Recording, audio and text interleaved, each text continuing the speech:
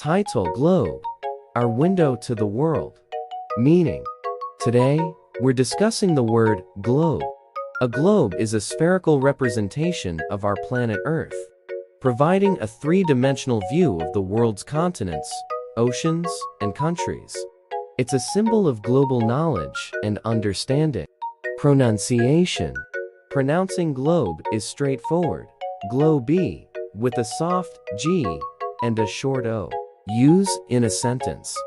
For example, in a classroom, a ɡləʊb serves as an invaluable educational tool for learning about the Earth's geography and its diverse regions. Importance: the ɡləʊb is an essential tool for studying geography, planning travels, and gaining a broader perspective on the world, fostering global awareness and appreciation. Conclusion: in summary, ɡləʊb is a word that signifies our connection to the world and the importance of understanding the planet we call home. Thanks for joining us today on your channel name. If you found this information helpful, please give it a thumbs up.